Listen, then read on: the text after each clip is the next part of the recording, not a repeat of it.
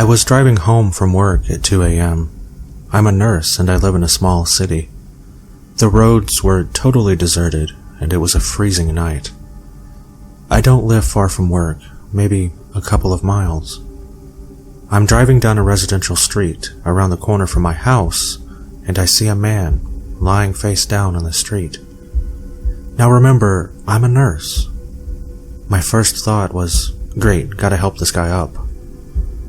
I was coming off a long shift, and falls happen all the time. As I slowed down the car, I suddenly realized what an idiot move that was.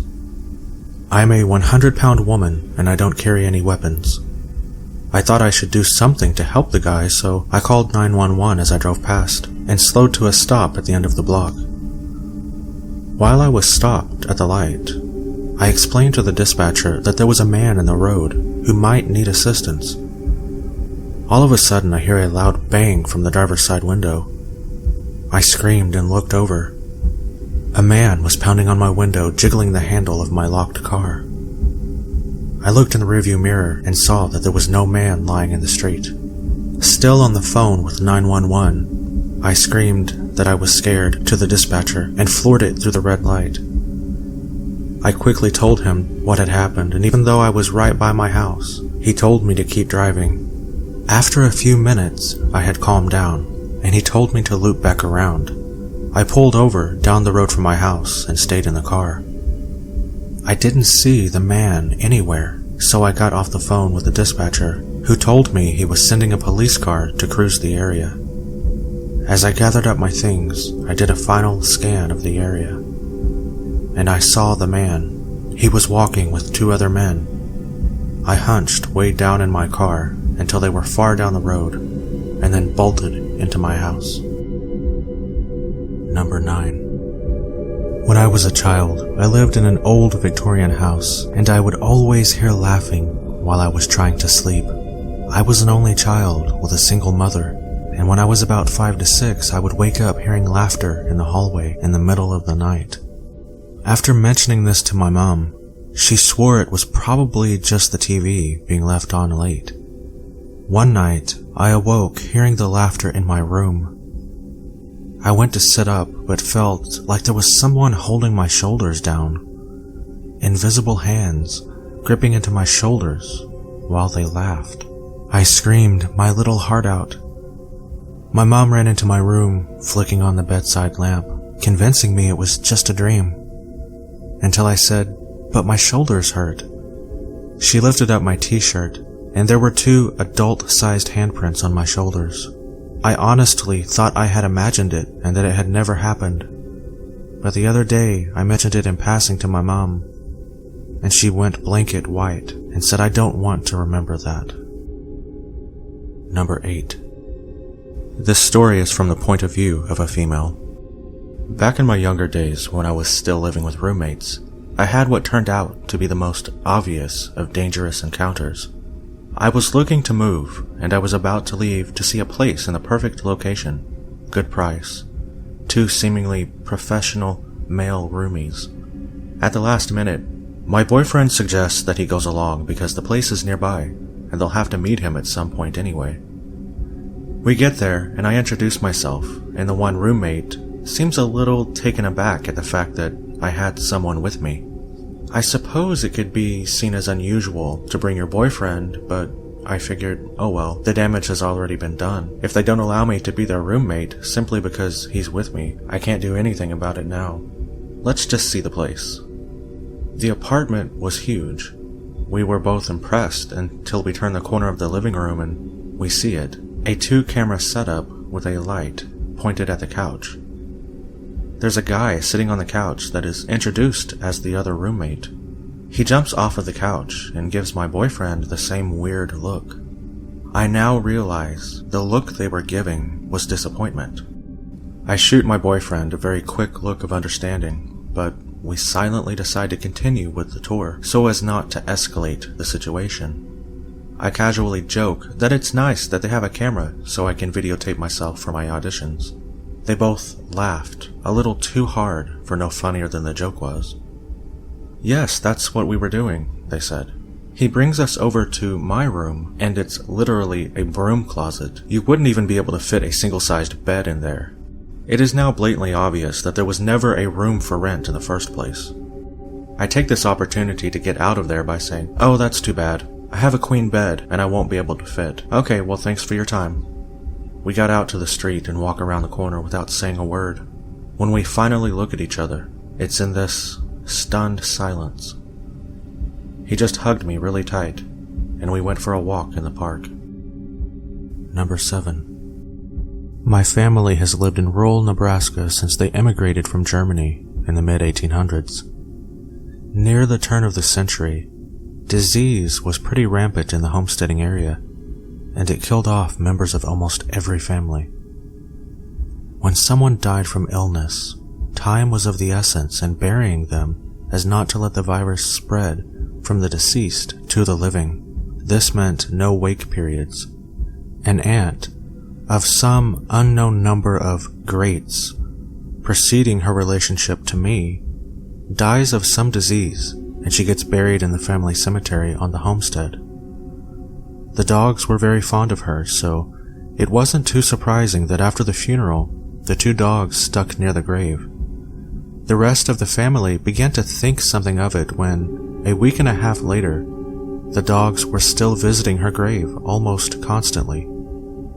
But they weren't just at the grave. They were visibly distressed, frantic, and often barking while there. This goes on for maybe 2 weeks, when the family decides to check it out.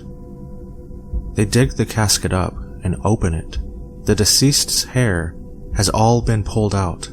Her fingers are raw and bloody and mangled from where, on the inside of the casket door, they can see deep scratches in the wood.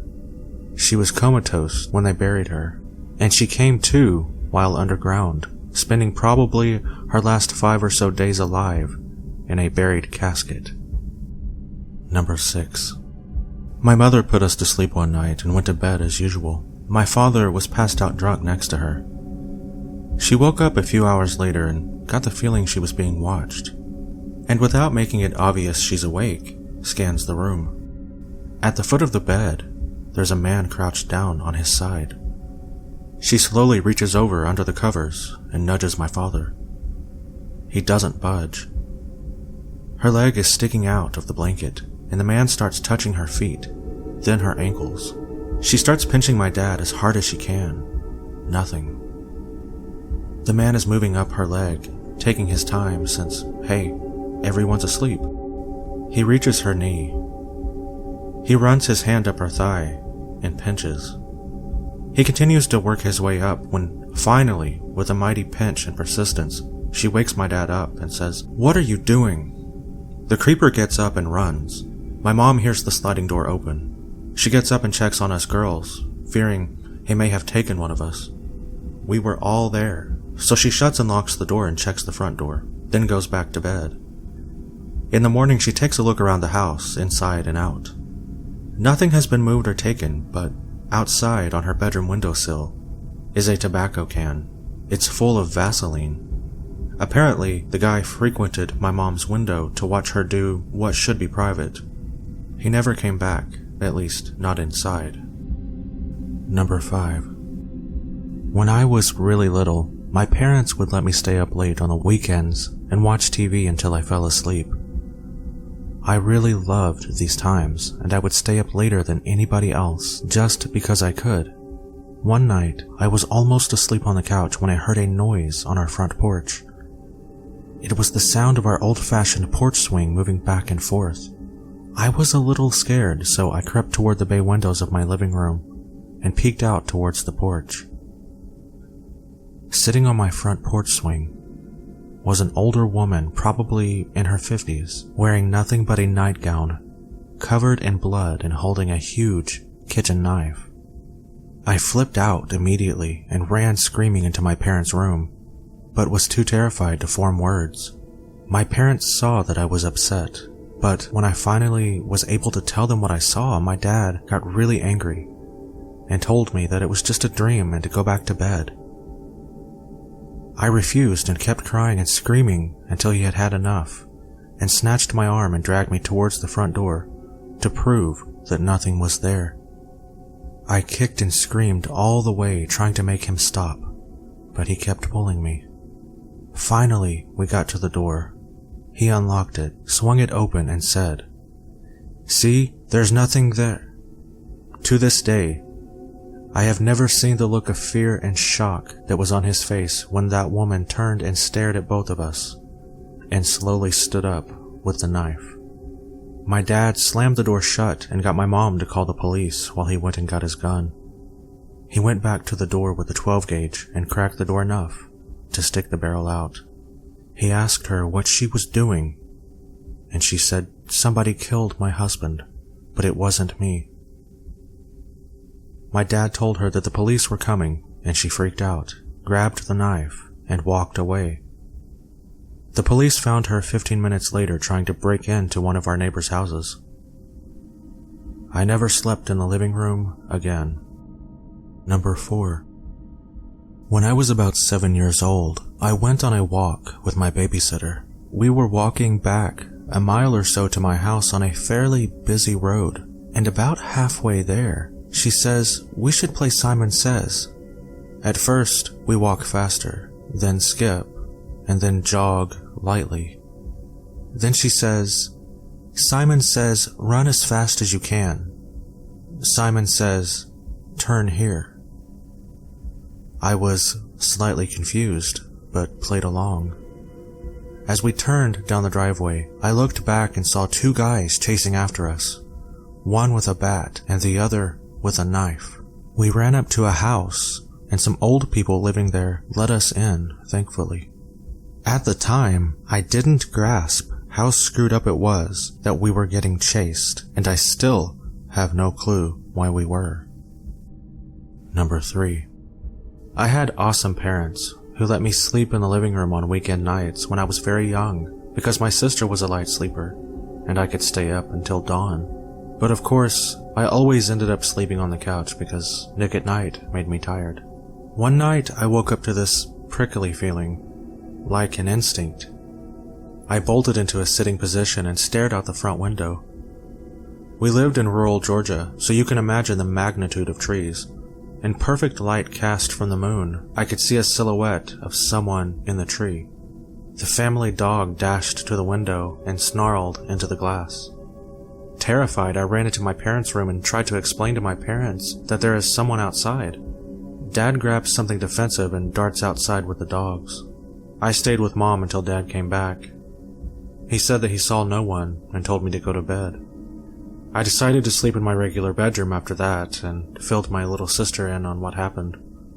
Dad was making regular rounds in the house with a cup of coffee. All was still and I finally thought I might go to sleep. But then, I noticed the man outside my window. From what I could see in the moonlight, he gave me a shush signal and ran away. He just turned around to run away in a straight line. I swear I couldn't stop crying for what felt like hours. Number 2. About 2 years ago, my ex and I went through a really nasty breakup. Lots of crying and nasty words said. It became apparent that she had a lot of emotional problems and really wasn't the person I thought she was. Lots of anger and lots of lying, as I discovered. And to make things stranger, she is the one who dumped me multiple times and was absolutely furious when I finally accepted it and told her it was time for her to go. I wasn't exactly perfect here either, but that's what happens. I had also started a new and healthy relationship at this point, maybe 3 weeks after the primary breakup, which pissed her off to no end. Anyway, she shows up one day to collect some belongings that were still at my place, and she sits me down on the bed and hands me a note telling me to read it out loud. It's a really nasty speech about how I'm incapable of love and a terrible person, and that I deserve to die. I refuse, but she's screaming at me, so I was just like, fine, I'll read it if it'll make you go away. So I finish the speech, and then she pulls out a loaded gun from her purse and spends about the next 15 minutes trying to muster the will to pull the trigger and splatter my brain all over the wall. She says she knows the law, she knows she'll be caught, she knows that she'll go to prison, and she's fine with it because I'll be off this planet. So I spend this time trying, poorly, not to totally freak out with tears streaming down my face, telling her that she's not a killer and just needs to go live her life without me. We parted with a hug, and I just learned that she got engaged to a new guy a couple months ago. Number 1.